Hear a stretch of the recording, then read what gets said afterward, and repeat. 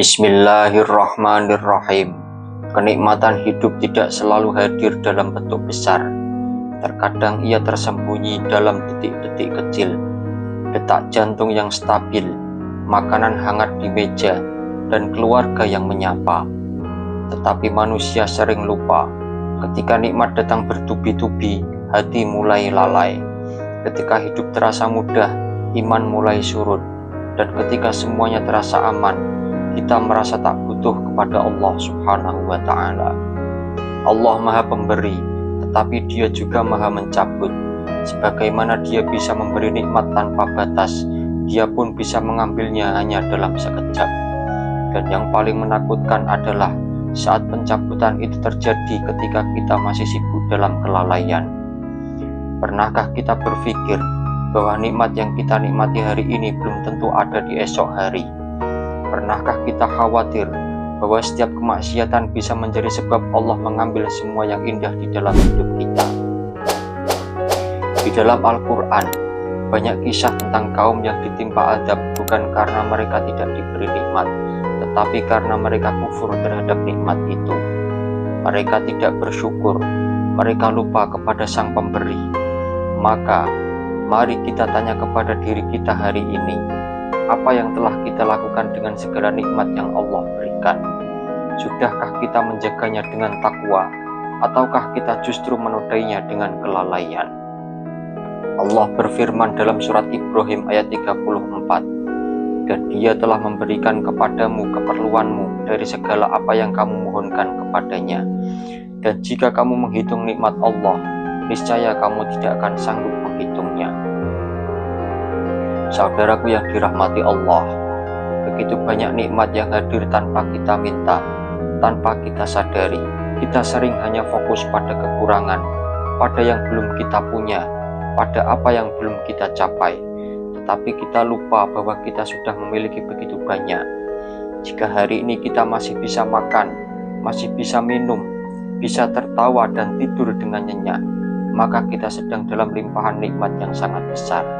Apakah kita lupa bahwa ada saudara-saudara kita yang hidup di bawah kemiskinan, yang tubuhnya lemah karena sakit, yang malamnya dipenuhi kelaparan dan ketakutan? Lalu mengapa kita diberi lebih masih lalai dalam bersyukur? Nikmat bukanlah sekedar materi. Nikmat adalah ketenangan hati, keimanan, kesabaran, kesempatan untuk kembali kepada Allah. Bahkan diberi kesempatan untuk bertaubat sebelum ajal adalah nikmat terbesar yang tak bisa dibeli. Betapa seringnya kita mengeluh, padahal dalam keluhan itu ada banyak hal yang orang lain harapkan dalam doa mereka. Kita melihat orang lain lebih dari kita, padahal mungkin kita lebih beruntung dari ribuan manusia di luar sana. Apakah kita lupa bahwa Allah mampu mencabut semua yang kita miliki hanya dengan satu kehendaknya? Dan saat itu terjadi, barulah kita akan sadar bahwa ternyata kita selama ini hidup dari kemurahannya semata. Maka marilah kita merenungi, apakah kita sudah benar-benar bersyukur atas apa yang kita miliki hari ini, atau kita hanya bersyukur ketika nikmat itu nyaris diambil. Allah Subhanahu wa Ta'ala berfirman, maka tatkala mereka melupakan peringatan yang telah diberikan kepada mereka, kami pun membukakan semua pintu-pintu kesenangan untuk mereka, sehingga apabila mereka bergembira dengan apa yang telah diberikan kepada mereka, kami siksa mereka secara tiba-tiba. Maka ketika itu terjadi, mereka akan terdiam dan berputus asa. Ayat ini mengajarkan kita bahwa di antara ujian yang paling mengerikan bukanlah kemiskinan, tetapi ketika nikmat dibuka secara lebar-lebar, lalu dicabut secara mendadak oleh Allah Subhanahu wa Ta'ala. Bayangkan jika suatu hari Allah cabut keberkahan dari rezeki kita. Uang tetap ada tetapi tidak pernah cukup, usaha tetap berjalan tetapi hati tetap gelisah, keluarga tetap utuh tetapi dipenuhi dengan pertengkaran. Itulah bentuk nikmat yang sudah dicabut isinya. Kita harus sadar bahwa tidak semua kenikmatan adalah tanda Allah ridho kepada kita. Bahkan tidak jarang kenikmatan itu adalah ujian. Allah ingin melihat apakah kita tetap mengingatnya saat kita berada di atas. Dan jika kita terus lalai, Bisa jadi saat Allah cabut nikmatnya kita baru tersadar, tetapi saat itu semuanya mungkin sudah terlambat. Doa sudah tak terdengar, pintu taubat sudah tertutup, dan hati telah membatu. Di dalam Al-Quran Allah menceritakan tentang Qarun, seorang yang begitu kaya sehingga kunci-kunci perbendaharaannya pun berat untuk dipikul. Namun kenyataannya membuatnya sombong hingga akhirnya ditenggelamkan ke dalam bumi. Itu menjadi pelajaran bahwa nikmat yang tidak disertai kesadaran bisa menjadi azab. Ketika manusia merasa semua itu karena dirinya sendiri, bukan karena Allah, maka disitulah ujian itu berubah menjadi kehancuran. Begitu juga dengan kenikmatan keluarga, jabatan, ilmu, dan waktu luang. Jika tidak disyukuri dengan digunakan untuk taat kepada Allah, maka semua itu hanya akan menjadi saksi di hari kiamat kelak atas kelalaian kita. Banyak orang jatuh bukan karena miskin, tetapi karena terlalu dimanjakan oleh nikmat dunia. Hatinya menjadi keras, pikirannya dipenuhi kesombongan, dan lisannya tak lagi menyebut nama Allah.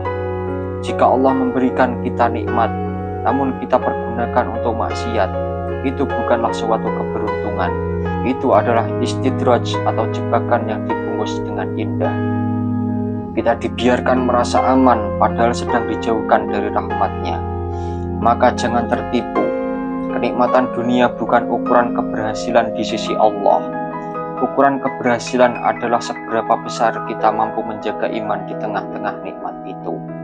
Jangan sampai nikmat yang seharusnya menjadi alat untuk mendekatkan diri kepada Allah justru menjadi tali yang menyeret kita semakin jauh dari Allah. Rasulullah Shallallahu Alaihi Wasallam mengajarkan bahwa kekayaan sejati adalah kekayaan hati. Jika hati merasa cukup, maka sedikit pun akan terasa banyak. Tapi jika hati kita dipenuhi oleh kerak-kerakusan, maka sebanyak apapun tidak akan pernah merasa puas. Maka sebelum hati ini semakin kosong, marilah kita isi kembali dengan syukur. Mari belajar qanaah, merasa cukup dengan apa yang ada, dan terus bersyukur meski yang dimiliki hanya sedikit. Karena jika Allah ridho kepada kita, sesungguhnya seluruh nikmat akan terasa indah. Tetapi jika Allah murka, maka sebesar apapun dunia ini tetap takkan bisa memuaskan hati kita. Syukur adalah kunci penjaga nikmat. Barang siapa yang bersyukur, Allah akan tambahkan nikmatnya. Dan barang siapa yang kufur, maka sesungguhnya azab Allah sangatlah pedih. Syukur bukan sekedar ucapan alhamdulillah. Syukur adalah kesadaran hati, pengakuan lisan, dan tindakan nyata. Ia tercermin dalam amal, dalam cara kita memperlakukan sesama, dan dalam cara kita menjalani kehidupan. Orang yang bersyukur akan merasa cukup, tidak rakus, tidak mengeluh, dan selalu melihat ke bawah, bukan ke atas. Ia menyadari bahwa banyak orang yang lebih sulit hidupnya, namun masih bisa bersabar. Maka mari kita jaga nikmat itu dengan amal. Gunakan waktu untuk ibadah, gunakan rezeki untuk sedekah, gunakan kekuatan untuk menolong, dan gunakan ilmu untuk mengingatkan sesama. Jangan tunda untuk bersyukur. Jangan menunggu sampai Allah cabut nikmat itu baru kita menangis dan memohon dikembalikan. Karena bisa jadi kesempatan itu tidak akan datang untuk kedua kalinya. Jika hari ini kita masih punya kesehatan, keluarga, pekerjaan, waktu, dan terlebih kita masih dikaruniai keimanan, maka itu adalah saat terbaik untuk bersyukur dan kembali kepada Allah dengan sungguh-sungguh. Karena syukur bukan hanya menjaga nikmat, tetapi juga membuka pintu-pintu keberkahan yang tidak kita duga sebelumnya. Rasulullah Shallallahu Alaihi Wasallam bersabda, apabila engkau melihat Allah memberikan dunia kepada orang yang terus bermaksiat kepadanya, ketahuilah itu adalah istidraj. Hadis riwayat Imam Ahmad. Maka jangan ukur kebaikan hidup hanya dari jumlah harta atau status sosial. Ukurlah dari ketenangan hati, kelapangan jiwa, dan kedekatan dengan Allah Subhanahu wa Ta'ala. Karena nikmat yang sejati adalah nikmat yang membawa kita lebih taat, yang membuat kita bersujud lebih lama, dan yang mengalirkan air mata kita di sepertiga malam. Jangan tunggu sampai nikmat itu berubah menjadi azab yang menyesakkan dada dan menghancurkan jiwa. Selagi masih ada waktu, jadikan setiap nikmat sebagai jalan kembali kepada Allah Subhanahu wa Ta'ala. Saudaraku yang dirahmati Allah, Allah tidak melarang kita memiliki dunia, tetapi Allah melarang dunia menguasai hati kita. Dunia adalah ladang amal, bukan tujuan akhir kita.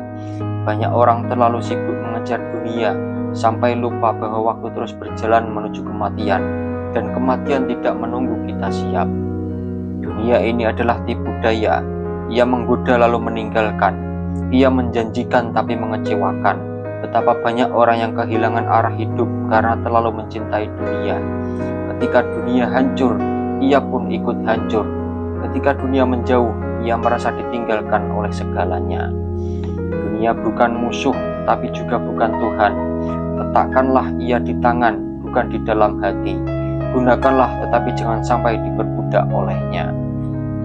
Rasulullah Shallallahu Alaihi Wasallam adalah manusia yang paling banyak nikmatnya, tetapi juga paling tunduk dan tawadhu kepada Allah. Beliau menangis dalam sujud meski sudah dijamin surga. Maka siapa kita yang merasa aman dalam kelalaian? Siapa kita yang berani hidup jauh dari Al-Quran, tapi berharap hidupnya tenang? Mari kita jaga nikmat itu dengan amal. Bangun malam untuk bersyukur, bersedekah di saat lapang, menjaga lisan di saat marah, dan terus berusaha memperbaiki diri tanpa menunda. Wallahu a'lamu bishawab.